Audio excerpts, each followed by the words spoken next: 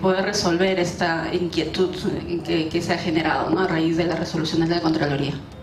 Sí, doctora, muchas gracias. Solamente una cosita antes de hacer la palabra a los doctores. Efectivamente, yo estamos coordinando personalmente con el doctor Quispe Salvilca. Conozco esa inquietud. En noviembre se ha quedado para llevar ese pleno y quizás acá con los maestros en su agenda cómo hará, pero de repente lo vamos a coordinar y comprometer a los doctores de que puedan estar presentes.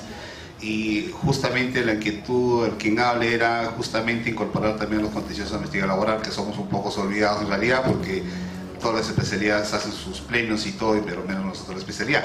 Pero bueno, más allá de eso, yo quisiera, pues, no sé si los doctores quisieran agregar algo. Sí. Mire, a ver, yo tengo una impresión, ¿ya? Yo entiendo, a ver, pongámonos en lo concreto. Estamos frente a un conflicto derivado de una sanción, ¿ya?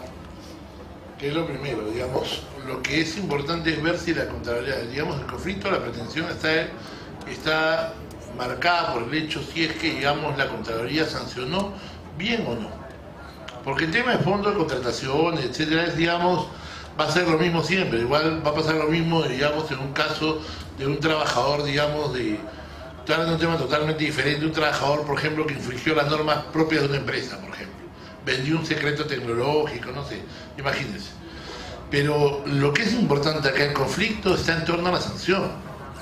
Yo lo que pienso, y creo que no me equivoco en esto, es que la Contraloría no quiere, digamos, entrar al ámbito de los jueces laborales, porque finalmente están las dos competencias. Está la competencia omnicomprensiva de los jueces laborales por el 2.4 de la Ley de Procedimientos de Trabajo, y está la competencia de los contenciosos.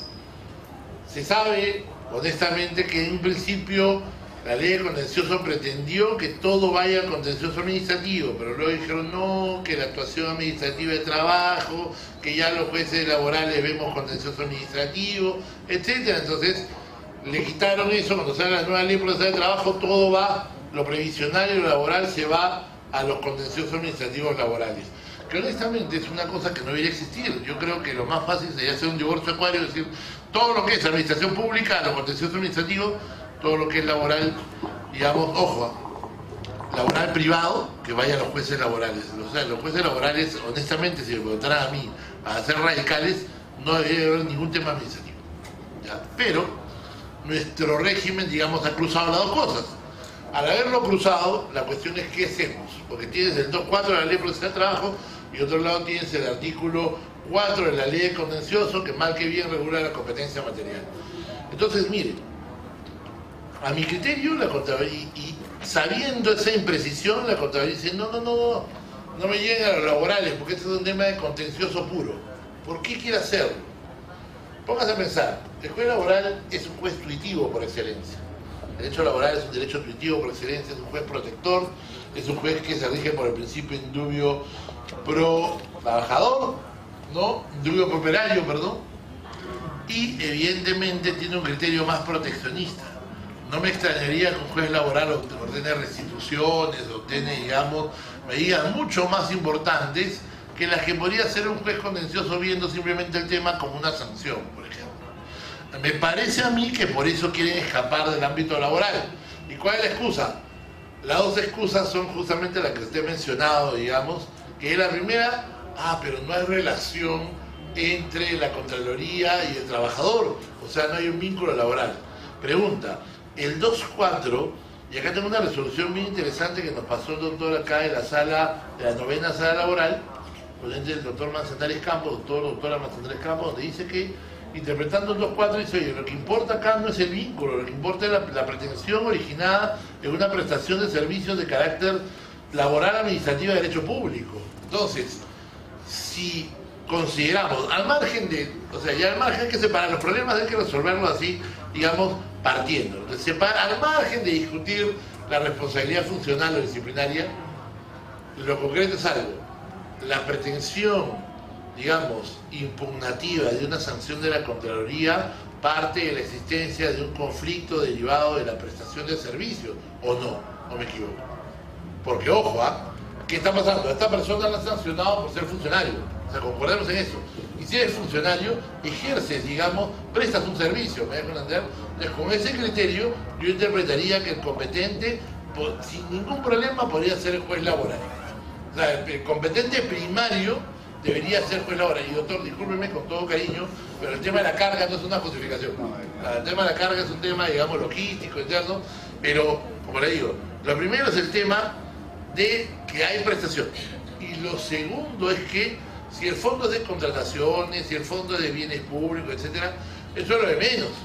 Porque que no les sorprende ese volumen. ¿Saben por qué es ese volumen? Porque esos volúmenes de expedientes de informes son de expedientes que hace un contador, no lo hace un abogado, ciertamente.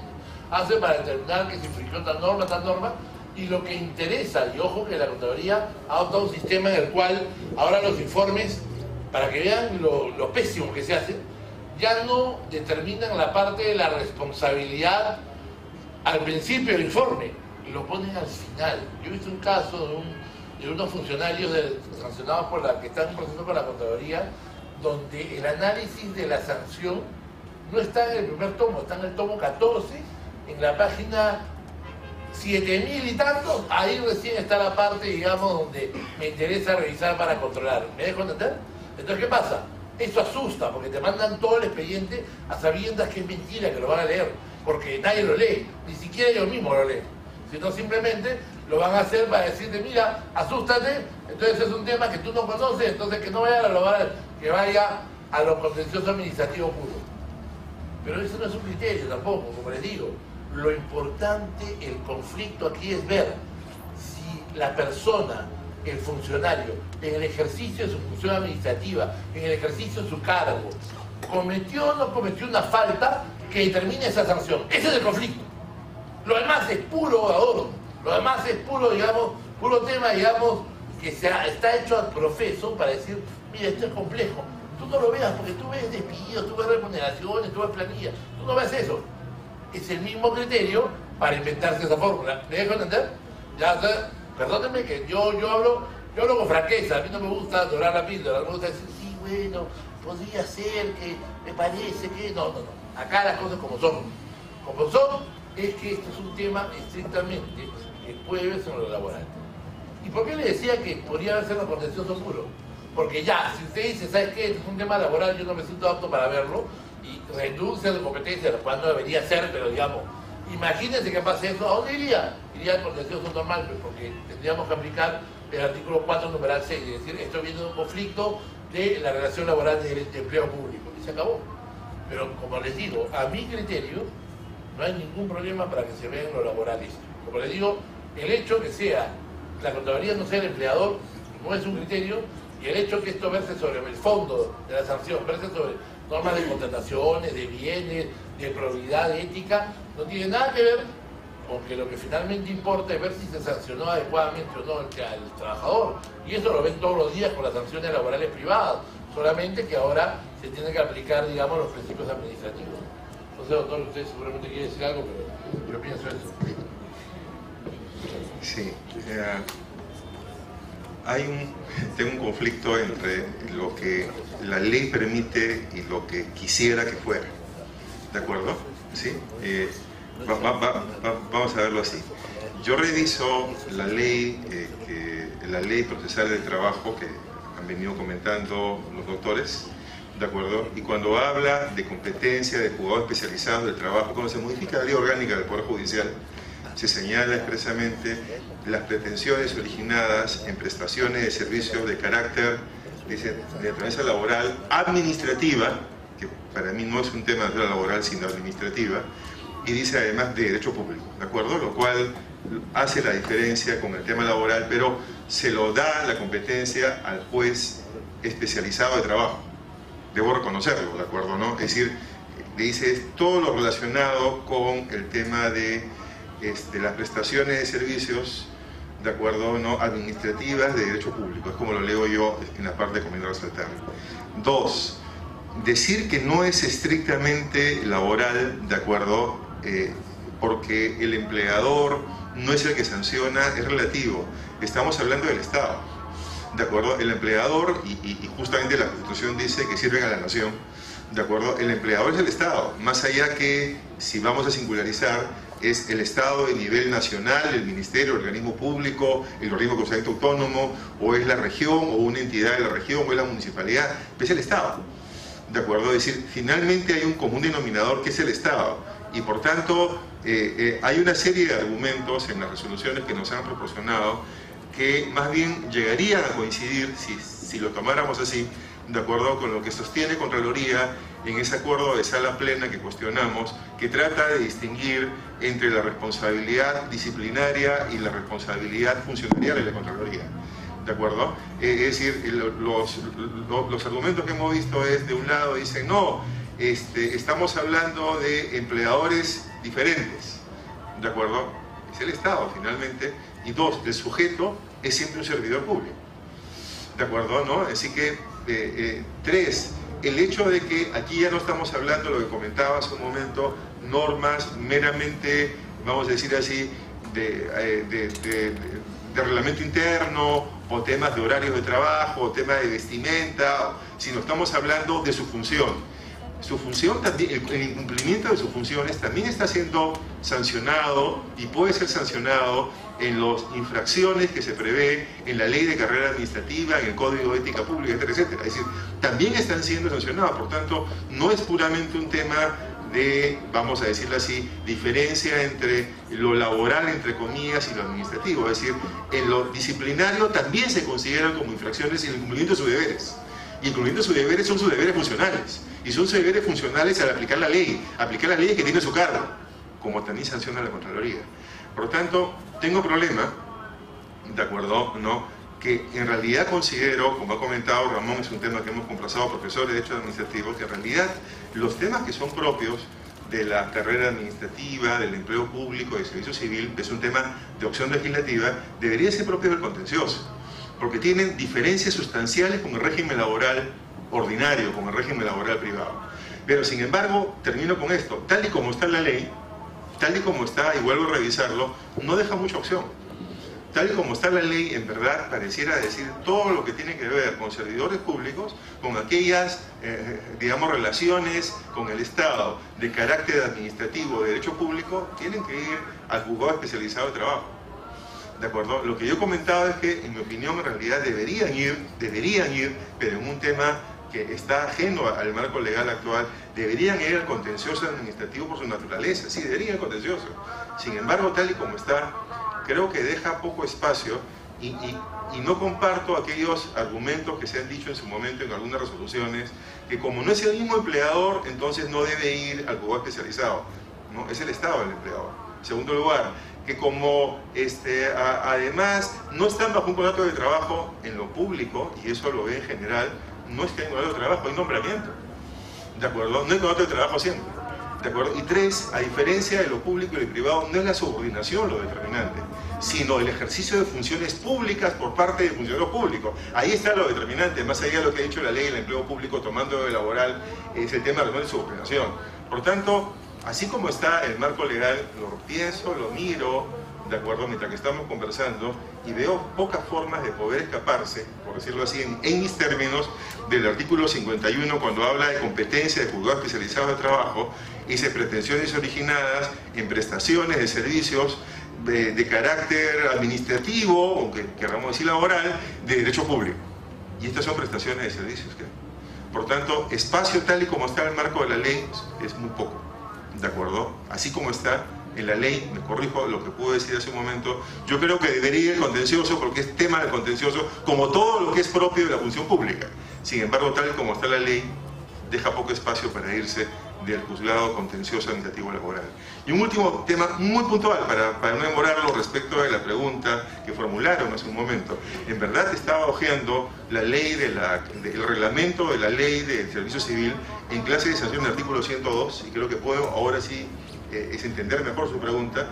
Dice clase de sanciones. Cuando usted de sanciones, las previstas en el artículo 88 de la ley, amonestación verbal, amonestación escrita, las más leves, ¿de acuerdo? Suspensión sin goce de compensaciones desde un día hasta 12 meses y destitución. Asimismo, para el caso de los ex servidores, la sanción que le corresponde es la inhabilitación para el reingreso al servicio civil hasta por 5 años de conformidad a lo establecido en la ley 27444. La ley 27444, ley de procedimiento administrativo, es verdad que tiene un artículo que ahora no han cambiado, yo estoy leyendo antes el texto único ordenado, pero está previendo solo determinados supuestos de restricciones a esa autoridad de las entidades. Y ahí sí, a esa autoridad es, de acuerdo o no, la prohibición de ingresar la sanción. Pero son solo ciertas causales, no todas las demás causales que uno puede haber cometido cuando fue servidor público, de acuerdo, cuando formó parte del servicio civil y luego ya no. Por tanto, decir inhabilitación, no estoy de acuerdo con lo que dice el reglamento, creo que es un exceso, creo que está confundiendo, y obviamente no tendría sentido inhabilitar a alguien cuando no merece esa sanción solo por haber dejado en buena cuenta de pertenecer al sector público. No tiene ningún sentido, es decir, probablemente lo que hayan querido decir es que si fuera aplicable la suspensión debería cumplirlo aún estando fuera, por el plazo. Pero acá lo que hay es un error al querer juntar la ley de procedimiento administrativo general con ciertas causales específicas donde genera ahí sí la inhabilitación, con querer aplicar la inhabilitación en buena cuenta a otro tipo de infracciones diferentes a la ley de procedimiento administrativo, simplemente cuando el funcionario o el personal del servicio civil dejó de ser parte. Eso no hay manera de entenderlo legalmente. Creo que hay un error por parte del reglamento que debería revisarse de manera armónica con la ley y la Constitución. Ese sería mi respuesta al tema. Muchas, por favor. Solo un breve comentario en todo caso para hacer los 3 votos conforme ya y hacer resolución de colegiado acá de la competencia. Como dije en mi posición inicial, yo concuerdo y me adhiero que el competente y idóneo, digamos, sería el contencioso laboral.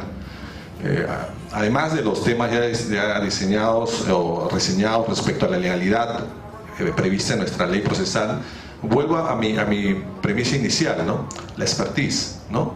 ¿Por qué se han creado estas subespecialidades, ¿no? Contencioso previsional, contencioso de mercado, contencioso SUNAT, contencioso laboral. Porque la subespecialidad te va a dar mayor expertise. ¿Y eso qué va a llevar? A que haya, en teoría, bueno, ¿no? Y también espero en la práctica, a un mejor servicio de justicia. ¿Qué es lo que finalmente le interesa al litigante? Está claro que se va a resolver con una sola ley, que es la 013-2008, el texto único. No hay otra norma que se va a resolver. Pero la expertise, y como decía el doctor Guapaya, acá, en esencia, lo que se va a resolver es si la sanción, por un tema de proporcionalidad, fue correctamente aplicada o no. Porque muy probablemente va a haber alguna falta, quizás menor o mayor. En algunos casos no la habrá.